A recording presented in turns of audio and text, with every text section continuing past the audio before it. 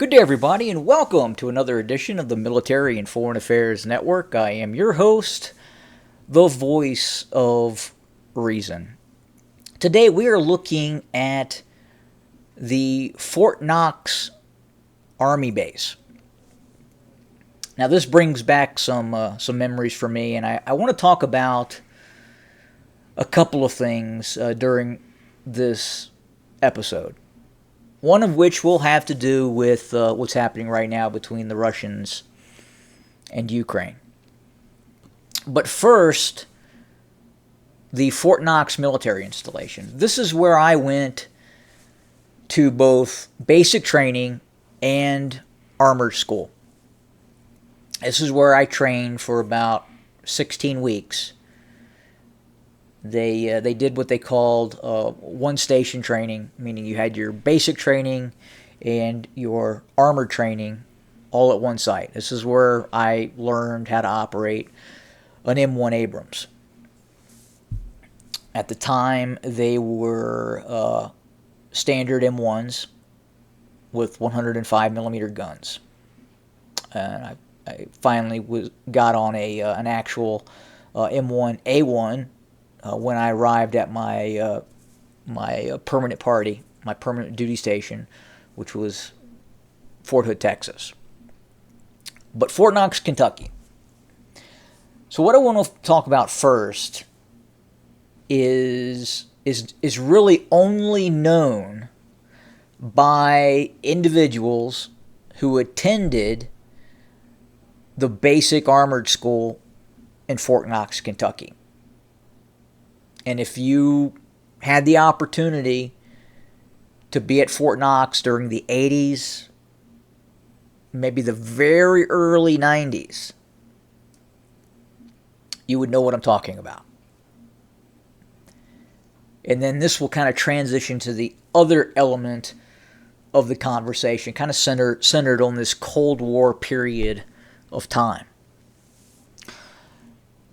But first, forgive me if I'm incorrect on this. It has been decades and decades, again, late 80s, very, very early 90s, since I've been to this base. But this is where the barracks for 19 Kilo, also called armored crew members, those individuals who operate main battle tanks, go for training. These are the barracks where you go for your 16 weeks. This is where you're trained at. This is where you sleep and where you stay.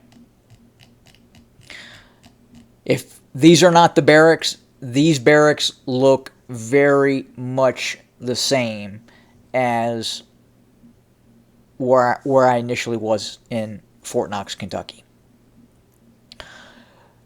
But as you enter this barracks facility, and again, it's been so long, it's difficult for me to say exactly which one it was. As I recall, the Marines were over here, kind of, if you're looking at the barracks, they were to the left, and then the Army was more towards the right. So you also had Marines operating in this area too, training on Abrams. But as you enter these barracks, as you go through the door, okay, there is a desk directly in front of you. That is what they call the CQ desk, the charge of quarters desk. That is usually manned by an enlisted personnel who's going through training, who's been assigned to sit there. And then directly to the left of that charge of quarters desk is a day room where the drill sergeant, who is acting as the non-commissioned officer overseeing the charge of quarters enlisted personnel. But what's very interesting, as you walk through these doors and as you approach the charge of quarters desk to check in, behind the charge of quarters desk, and I believe to the right as well, there is a mural a painting, a large wall-sized mural. And only people who have gone to this barracks would know what I'm talking about. But as you go through, you're going to see this large mural behind and to the right of the charge of quarters desk of an M1 Abrams that is in front of a burning Kremlin. Now look, if you go back to the 70s, the 80s, very first part of the 90s, but mainly the 80s, I would say, and before that, the U.S. Army believed it was going to eventually be fighting the Soviets. And I can tell you, during the shoot-down of the Korean jetliner, the coup d'etat by the KGB in the very, very early part of 1990-91,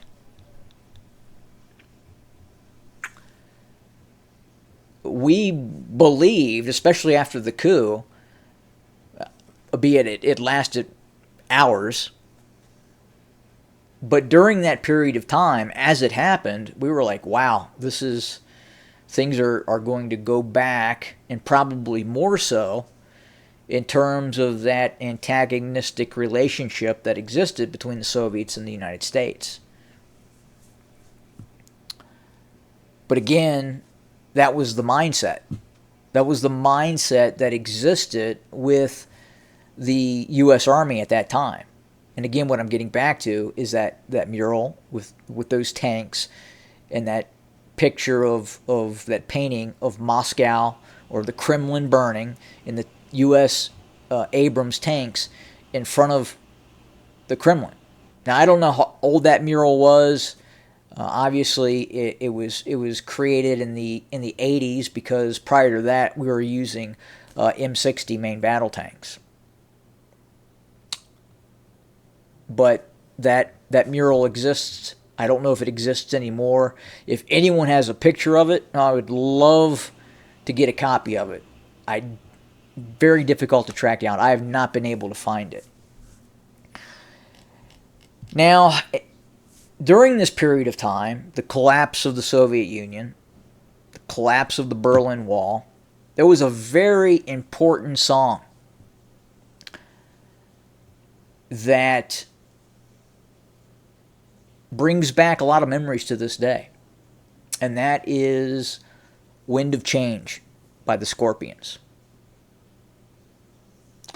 It is an incredibly moving song.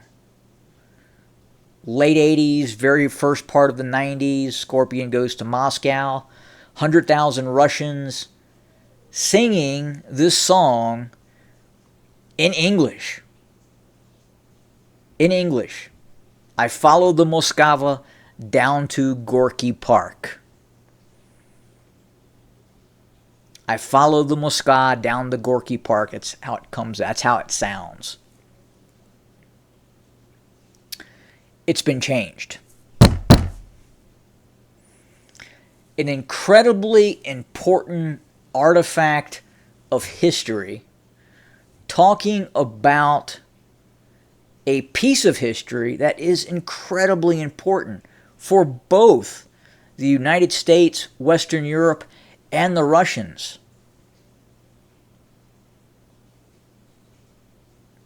I followed the Moskva down to Gorky Park. The song has been changed. It now is sung, "Now listen to my heart.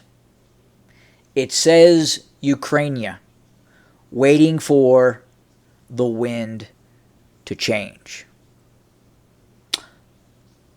Now listen to my heart. It says Ukraine, waiting for the wind to change, as opposed to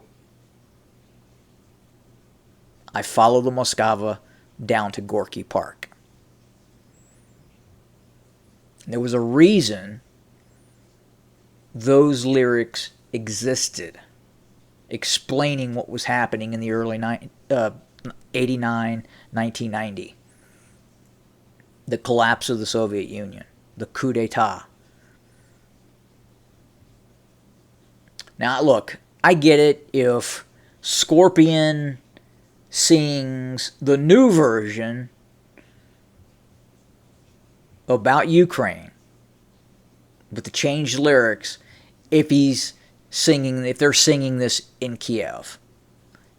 That's reasonable. I get it. But to change and revise this song permanently while you're singing in Paris, the United States, other major cities around the world, to completely rewrite this song, I think you're doing a serious disservice to an important artifact, song of history. Have a good day.